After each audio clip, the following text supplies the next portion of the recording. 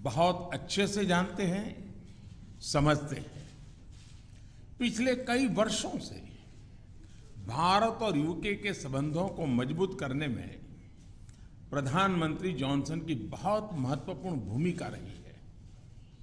इस समय जब भारत अपनी आजादी का अमृत महोत्सव मना रहा है, प्रधानमंत्री बोरिस जॉनसन का यहां आना अपने आप में एक ऐतिहासिक पल है। और कल तो पूरे भारत ने देखा है कि आपने अपनी भारत यात्रा का शुभारंभ साबरमती आश्रम में महात्मा गांधी को श्रद्धा सुमन अर्पित करके किया। फ्रेंड, पिछले साल हमने दोनों देशों के बीच कॉम्प्रिहेंसिव स्ट्रेटेजिक पार्टनरशिप की स्थापना की थी और इस दशक में अपने संबंधों को दिशा देने के लिए हमने एक महत्वाकांक्षी रोड मैप 2030 भी लॉन्च किया था। आज की हमारी बातचीत में हमने इस रोड मैप में हुई प्रगति को रिव्यू भी किया और आगामी समय के लिए कुछ लक्ष्य भी तय किए। फ्री ट्रेड एग्रीमेंट के विषय पर दोनों देशों की टीम्स काम कर रही है। बातचीत में अच्छी प्रगति हो रही है और हमने इस साल के अंत तक एफटीए के समापन की दिशा में पूरा प्रयास करने का निर्णय लिया है। पिछले कुछ महीनों में भारत ने यूएई और ऑस्ट्रेलिया के साथ फ्री ट्रेड एग्रीमेंट का समापन किया है।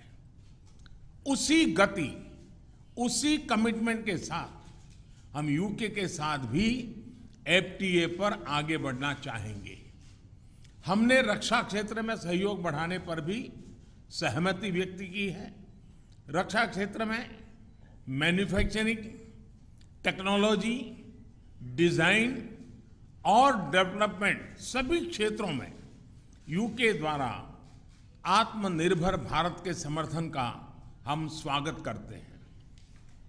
फ्रेंड्स, भारत में चल रहे व्यापक रिफॉर्म्स हमारे इंफ्रास्ट्रक्चर मॉडर्नाइजेशन प्लान और नेशनल इंफ्रास्ट्रक्चर पाइपलाइन के बारे में भी हमने चर्चा की। हम यूके की कंपनियों द्वारा भारत में बढ़ते निवेश का स्वागत करते हैं और इसका एक उत्तम उदाहरण हमें कल गुजरात में हालोल में देखने को मिला।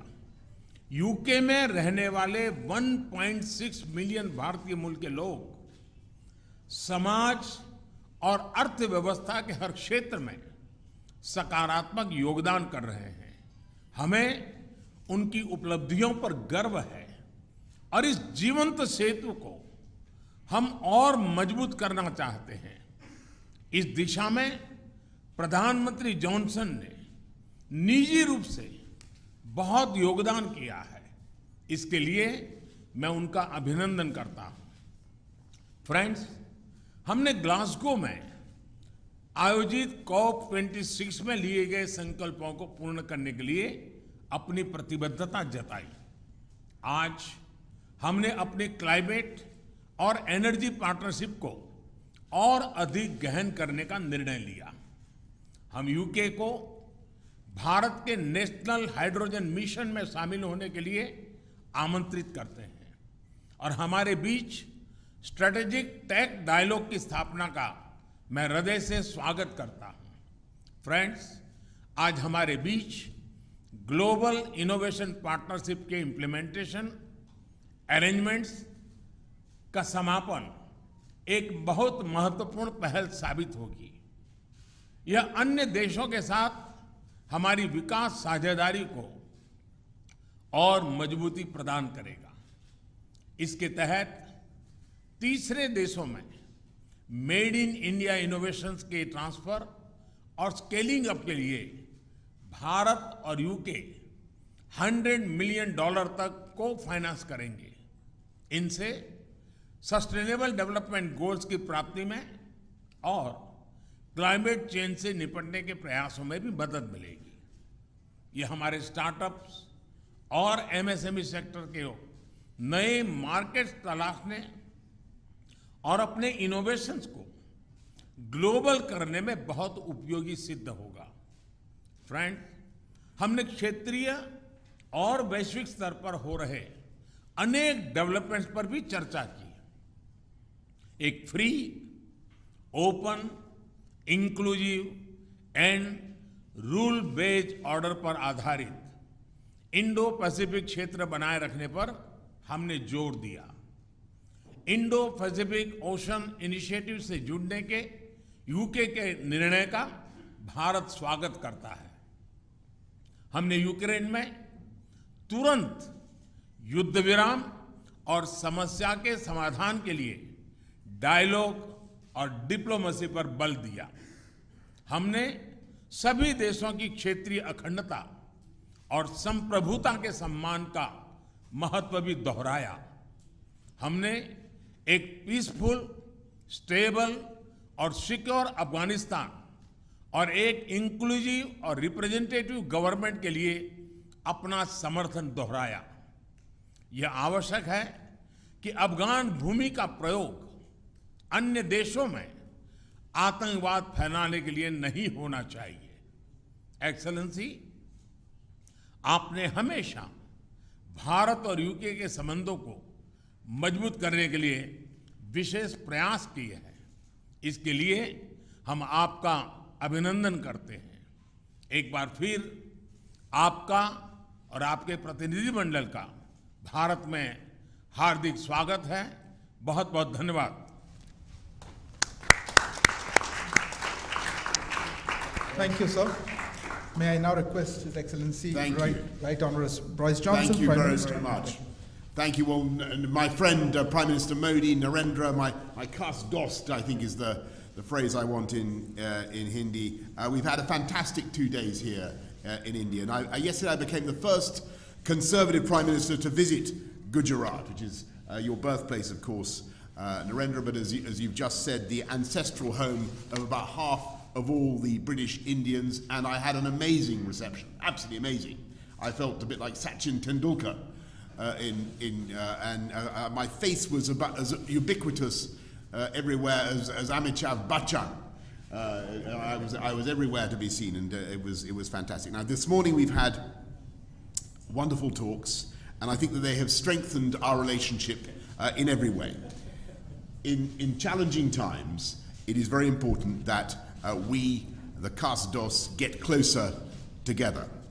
And I believe the partnership between Britain and India, one of the oldest democracies, Britain is one of the oldest, I mean Iceland they say is older, but we're one of the oldest, and India, certainly the largest democracy, is one of the defining friendships of our times. And what we're doing is taking forward an ambitious 10-year roadmap for British-Indian relations that we agreed last year. It was great to see you at the G7, but since then the threats of autocratic coercion have grown even further. And it's therefore vital that we deepen our cooperation, including our shared interest in keeping the Indo-Pacific open and free. So today, we've agreed a new and expanded defence and security partnership, a decades-long commitment that will not only forge tighter bonds between us, but support your goal, Narendra, of Make in India. The UK is creating an India-specific open general export licence, reducing bureaucracy and slashing delivery times for defence procurement.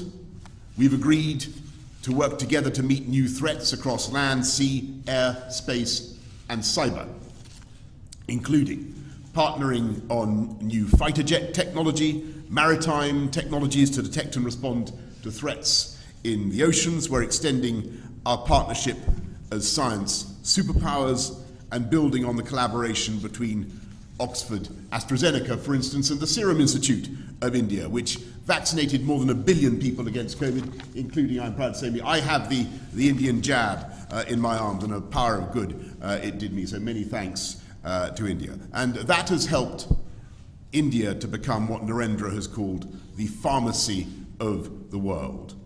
Today, we're embarking on joint initiatives on malaria vaccines, on antimicrobial resistance, and a digital partnership between the Indian National Health Authority and our NHS. We're also taking big steps together on energy security, helping each other to reduce our dependence on imported hydrocarbons and adopt cheaper, more sustainable, homegrown alternatives. And we have a new offer, a new plan to develop offshore wind from the Celtic Sea to Dhanushkodi. We've got a new UK-India hydrogen science and innovation hub, and we're taking forward the Green Grid solar power initiative that you and I began, Narendra, at COP26 in Glasgow together with 80 other countries. It's an incredible fact that the sun provides enough energy every day to power the world 10,000 times over. You have a lot of solar power here in India. The sun's putting on a fantastic performance today, but we have quite a lot in Britain as well. These partnerships form the superstructure of the living bridge that Narendra describes between our countries. And today, that bridge is humming with goods and services and people and capital, whizzing back and forth, east to west. And sometimes it can be hard to tell whether something is British or Indian or, frankly, Brindian. And on Wednesday, I went to the airport in a Range Rover, Indian-owned but made in Britain. And when I arrived here on Thursday, I visited JCB, British-owned but made in India, exporting 60,000 around the world, by the way, 110 countries. Or take the example of the Norton motorbike, now being revived in Britain by an Indian company.